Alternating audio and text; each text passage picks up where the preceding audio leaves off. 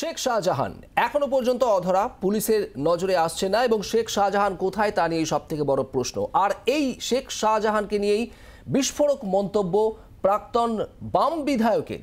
সন্দেশখালীর বাইরে থাকা শাহজাহানের পক্ষে নিরাপদ নয়, সে সন্দেশখালীর বিভিন্ন দ্বীপে আত্মগোপন করে রয়েছে, এই দাবি সন্দেশখালীর প্রাক্তন বাম বিধায়ক নিরাপদ সরকারের। শেখ শাহজাহান সন্দেশখালীর বাইরে তার পক্ষে নিরাপদ নয়, সে সন্দেশখালীর বিভিন্ন দ্বীপে আত্মগোপন করে আছে। আমার কাছে খবর আছে গতকালকে কড়াকাটি থেকে 3টে বাইকে করে দাউদপুরের দিকে রওনা দিয়েছে। ডুগডুগি বাজারের কাছে মনোরঞ্জন পাইক বলে একজন ব্যক্তি, তার বাড়িতে সে আত্মগোপন করেছিল।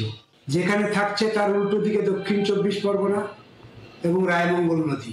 যে কোনো সময় ও ওই দিক থেকে বাংলাদেশে চলে যেতে পারে। যে রাজ্যের পুলিশ তাকে পাহারা দিচ্ছে, কেন্দ্রীয় গোয়েন্দা কতটা তাদের সাহায্য পাবে জানি না, তবে এলাকার মানুষ মুখ খোলা শুরু করেছে।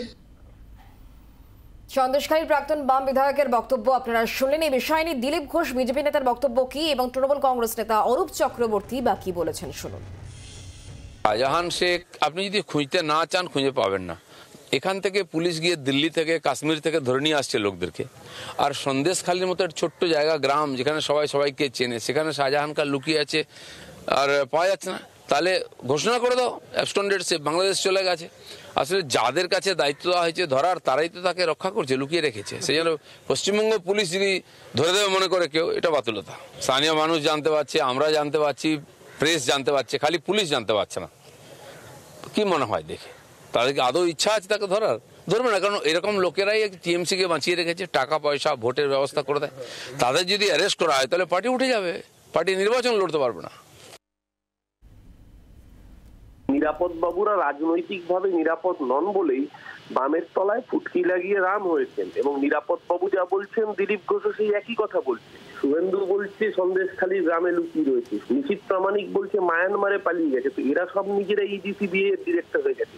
তাদিকে সন্দেশখালীর অভিযুক্ত শাহজাহান শুধুমাত্র অভিযুক্ত, এখনো তার দোষ প্রমাণিত হয়নি। আদালতের রায়ে আগামী দিন কি হবে নিশ্চিতভাবে সেই দিকে জানা যাবে।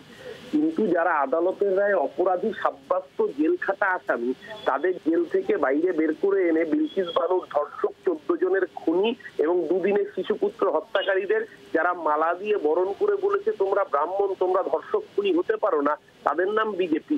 তারা তাদেরকে সেফ প্যাসেজ করে দিয়ে রেখেছে। আর এরা যে পলিটিক্যাল ভেন্ডেটা নিয়ে সিবিআই ইডিকে ব্যবহার করছে। ইডির নাম যদি এনফোর্সমেন্ট ডিরেক্টরেট হতো, মানুষ রাগ হতো না, মানুষ ক্ষিপ্ত হতো না। ইডির নাম ইলেকশন ডিউটি হয়ে গেছে, বিজেপির চাকর বাকরের কাজ করছে বলে মানুষ প্রতিরোধ করেছে। আগামী দিনে আরো মানুষ প্রতিরোধ করবে। আর নিরাপদ বাবুর দল নিজে নিরাপদে নেই, তার জন্য আজকে বিজেপির পা ধরে বিজেপির ফুটকি লাগিয়ে আশ্রয় নিতে হচ্ছে। উনি আগে নিজের ভোট ব্যাংককে নিরাপদে রাখুন, তারপর বাকি বড় বড় বাতেলাবে। বাংলার আওয়াজ, বাঙালির আবেগ, জি 24 ঘন্টা।